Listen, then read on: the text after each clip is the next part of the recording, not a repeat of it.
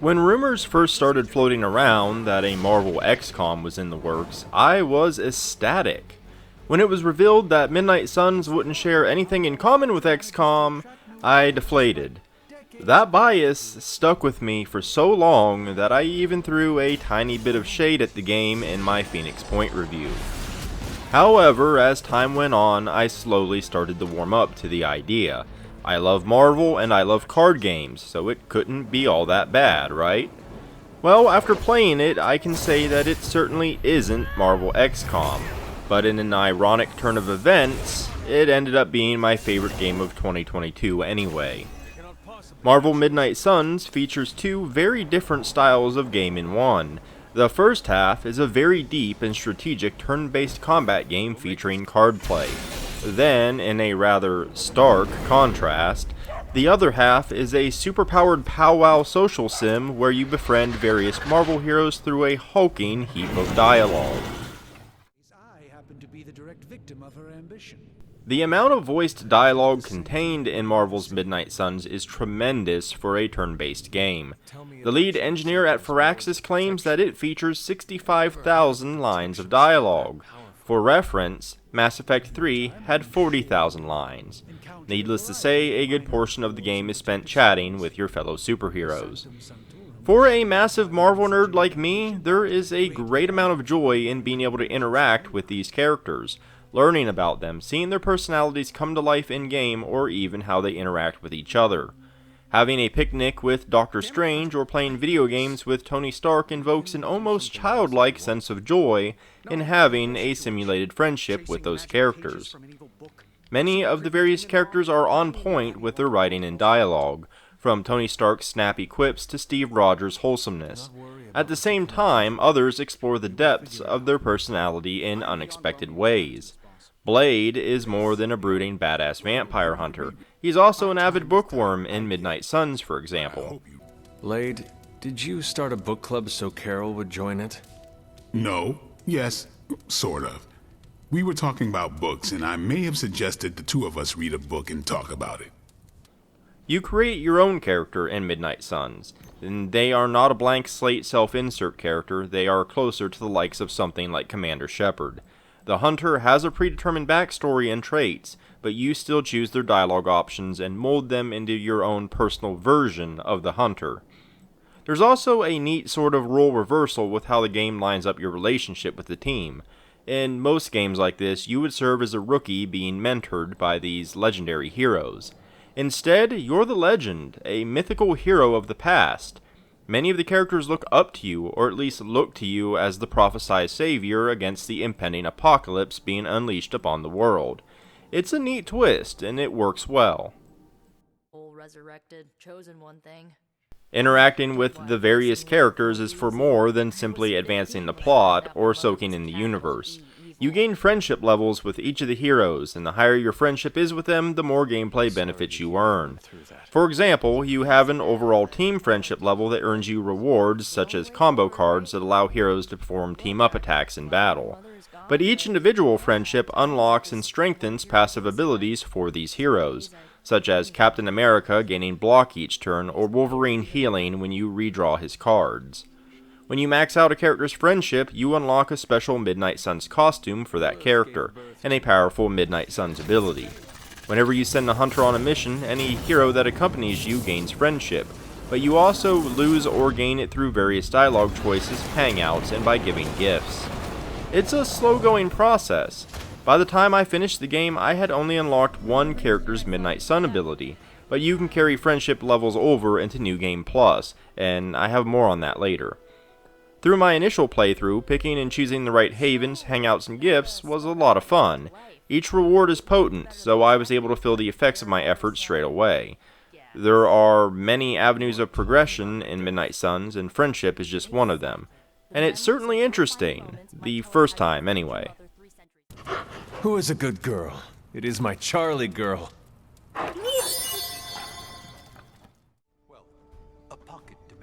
One of my inherent biases is that I view storylines as secondary in video games. I'm far more interested in the gamey parts of a game. My love of Marvel superheroes did some serious heavy lifting to keep my interest in the social sim aspects of Midnight Suns alive. Any other game would have failed. You would never catch me playing the Persona series, for example. However, even with my love of the characters, I found it to be too much quite often. There were several times I was just begging the game to please let me play, as I had to go and speak to 5 different characters, each of which seemed to have an infinite amount of breath to talk me to death. There were times when I would play a mission and then put the game down, because I didn't have the mental energy to go through the next half hour of dialogue before I was allowed to play again. You can quickly skip it, but the thing is, I was actually interested in what they had to say. I just would have liked it in smaller, more digestible chunks. The Hunter can also very much feel like the team's therapist at times, where many conversations are spent reassuring superheroes that they are, in fact, still super. Tell Doctor Strange he's still magical, Iron Man that he is still a genius, and Spider-Man that he is still cool. They have no qualms about overbooking your appointment schedule, and at times it leaves you with little energy or real-life time for much else. Imagine a game like Slay the Spire, but with 3 characters in a 3D destructible environment, and you have the very basics of the combat in Midnight Suns. Your deck is made up of 24 cards, 8 from each of the 3 heroes you chose to bring into a given mission. The combat strikes an incredible balance between being simple to understand and full of multi-layered depth. It's easy to grasp, and the game relays information to you up front and in clear terms. But mastering the system is strategically satisfying. You're always outnumbered, and reinforcements often arrive after every turn. Missions can also have a variety of objectives that need to be completed. Every turn you can play 3 cards. Twice per turn you can also discard a card to draw a new one to try and line up the combos you want. Some cards generate heroism, while others require you to spend it to play the card. Where it gets tricky is managing the different layers of combat, your heroism, positioning, and the attention of your enemies. For example, some enemies are considered minions and die to any amount of damage. But if you take them down with a card that has the quick keyword, it refunds a card play, and that's just one of the ways you can bend the rules to gain an advantage. Most enemies telegraph who they're planning on attacking. This allows you to try and plan for it by either eliminating enemies targeting a weaker hero, granting block to that hero, or doing various other tricks such as concealing them for a turn. Positioning is also a key factor. Every card moves characters around the battlefield, and that can play a huge role in area of effect attacks. The destructible environment is also important. You can slam rocks into enemies, kick dumpsters into groups of them, or topple steel beams onto their heads. Environmental attacks use heroism, but not card plays, so clever planning can give you an edge, and it's all gloriously strategic. The combat in Midnight Suns feels physically heavy. Many attacks launch enemies across the map while crashing through objects and bouncing off of walls, both of which deal extra damage. Slam one into an explosive barrel for some extra boom, or into a generator to shock and stun them. Beware, however, the enemies can also do that to you. The physical nature of the combat combines with the cinematic animations of each card to deliver a turn-based game that looks as good as it feels, and truly captures the spectacle of superpowered beatdowns. Each hero is represented in great ways, both visually and from a gameplay standpoint. Captain Marvel legitimately feels like the most powerful member of the team, in both her abilities and visuals. When she blasts a line of enemies with her photon beam, it leaves a line of devastation in its wake, with shattered floors and objects along its path. Once she goes binary, she can tank tons of attacks, and if you happen to put counter on her, she strikes back against each one. At the same time, while she feels every bit as strong as the character should, she doesn't feel overpowered, or better than the other heroes. It's impressive just how well Firaxis was able to manage that balance. Captain Marvel has roles that she's good at, but she will also appreciate the aid of Doctor Strange's magic, Spider-Man's use of the environment, or Wolverine clearing a room full of minions. Each team composition has distinct strengths and weaknesses, but no matter which heroes you bring into battle, and whether they win or lose, they're gonna look awesome doing it. The enemy design in Midnight Suns is great because each enemy type has its own quirks that require different approaches, but those approaches can differ depending on the heroes you bring in the battle. It really helps keep the game feeling spicy as opposed to repetitive.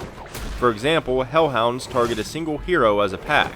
They can quickly knock out whoever they swarm if left unchecked. However, if you taunt one of them, you taunt all of them. A hero such as Captain America or Captain Marvel might be able to draw their attention and survive with enough block. Heroes such as Spider-Man or Wolverine might be able to thin the herd of minions, or perhaps Doctor Strange can cast a concealment spell on their target and make the hounds waste their entire turn. Another enemy has vicious attacks that inflict bleeding, but they also always target the last character who started bleeding. If Blade is in the party, he can cut open an enemy and cause them to attack their own allies. Various villains also enter the fray and can show up in random missions once you've discovered them in the story. Each one requires its own tactical approach, especially when they interrupt the mission and you weren't expecting them. The game provides a satisfying challenge, especially on higher difficulties. There is a string of higher difficulty settings that you can unlock, and each one grants higher rewards. I was annoyed at the fact that you need to unlock them. I'd rather play on a harder difficulty straight away, and the way you unlock them is somewhat unintuitive. You have to earn a 3-star rating on a set number of missions. Higher ratings also grant you extra rewards. To get a 3-star rating, you can't have any hero knockouts, and that makes sense. But you also have to complete the mission as fast as possible, and that completely hamstrings certain compositions. Tanking with Captain America or taking advantage of healing abilities is potent, but will cost you higher ratings, and that's lame. Thankfully, outside of unlocking the higher difficulty settings, the ratings have little impact on the game, and I'm also very thankful that the higher settings exist at all. After each mission, in addition to a lot of dialogue, you can also run around to perform various gameplay enhancing benefits. Open any coils you earn to retrieve new cards, spar with allies for combat bonuses, craft items, and upgrade abilities. The pre-mission prep is honestly a lot of fun because of just how customizable everything is. As you unlock more and more aspects of the Abbey, you can slowly upgrade and customize the decks of every character. The interesting thing is, no single character has an overwhelming number of cards, but there is immense freedom in how you build them. The Hunter is the most moldable, with 3 distinct paths that you can take them down: light, dark, power, or a mixture of any of them. You can make your Hunter into a damage dealer, healer, tank, someone who throws enemies around the battlefield, and more. But what really surprised me is how much you can tune other heroes. You can make Captain America a tank capable of defending his allies, or someone who uses that block offensively for a ton of damage. You can make Doctor Strange into a support mage or a damage-dealing warlock. Each card can be upgraded, but there also comes a point where you can gain mods for them, and it blows the doors wide open on hero customization. For example, Nico has a card called Restore that fully heals an ally. It is removed from battle unless the hero she healed was under 50%. I managed to get the free keyword on it, which means it never consumed a card play. A fantastic combo. Decks aren't the only thing you can customize either. You can customize your room and replace paintings in the Abbey with customizable post-mission comic books. You can also unlock new cosmetics for the various heroes and your Hunter and a ton of color palettes. Some cosmetics are locked behind premium currency if you don't have the season pass, and that is a serious bummer to see in a full-priced game.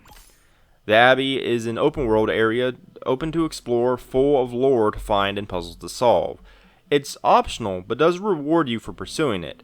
But I'll be honest, I would have been more interested in the exploration and the cosmetics if the dialogue hadn't eaten up so much time. By the time I was done talking with heroes, I was always itching to battle again and was very much not interested in spending more time not battling. I did eventually explore the entire Abbey, but I was constantly rushing myself to do it, and that's a bit of a shame. Autumn be praised. It's rare for a New Game Plus mode to have such an impact on me that I bother talking about it in my reviews, but Midnight Suns gave me exactly what I wanted with New Game Plus. In most games, New Game Plus has you starting fresh with everything you unlocked, and I've always found that the games got stale fast after that. Midnight Suns strikes a careful balance with it. You start with the entire roster unlocked, which is great because some characters only unlock toward the end of the game. Your friendship carries over, and all mission types are available. Not only that, all enemy types and villains appear straight away, giving you much more variety right from the beginning. Everything else needs to be unlocked: cards, upgrades, research, and whatnot. It works great because it gives you the friendship boons, full roster, and great mission variety, but still allows you the satisfaction of unlocking new things and upgrading your cards and decks. Since you've completed the story, you can skip most of the dialogue and it feels much more like an XCOM run, something replayable instead of one and done. With the New Game Plus, Midnight Suns is able to deliver both, a story-focused social sim and a replayable run-based game once the credits roll. The things that grated me through my initial playthrough are gone, and I'm free to battle to my heart's content, unlocking stuff as I go and with access to combos and situations that weren't available to me in my first playthrough. I couldn't be happier with the game's New Game Plus implementation. There are a lot of mixed feelings involved in this review. Midnight Suns had a lot of aspects that didn't always sit well with me. However, in this case, my positive feelings not only outnumbered the negative ones, but smothered them entirely. This is largely due to the combat and customization. The turn-based combat is legitimately one of the best I've played. It combines so many factors that are simple up front but have a ton of depth beneath the surface. Every battle is a challenge to tackle based on who I brought with me, the mission at hand, and the enemy types present. If there's a point in Midnight Suns where missions become mindless, I haven't reached it yet. The higher difficulty settings kept me on my toes and I constantly had to adapt and rethink how I approached each mission. However, the New Game Plus mode is what really set the game on the path to being one of my favorites. Your initial playthrough will have some pacing issues. The dialogue is lengthy and it will be many hours before the game begins introducing new enemy types. Characters are unlocked at set points in the story and some of them enter quite late into the game. I was having a ton of fun, but during my initial playthrough I never saw myself playing it again. The motions would have been the same. You have these set characters against these set enemy types at this point in the story, etc. New Game Plus changed that for me. Starting over with nothing wouldn't have worked for me. Starting with everything would have been as equally as dull. The careful balance it strikes, giving you the heroes, enemies, and friendships, but not the cards or upgrades, is brilliant. In the end, Midnight Suns is a phenomenal tactical game with so much superhero spectacle that you'll forget it's being played with cards. The social sim aspects aren't going to be for everyone, but there are a ton of clever nods and treats to enjoy as a Marvel fan. The dialogue can be excessive, but the cerebral joy derived from the excellent combat system more than makes up for it. I'm giving Marvel Midnight Suns my Golden Shield Award.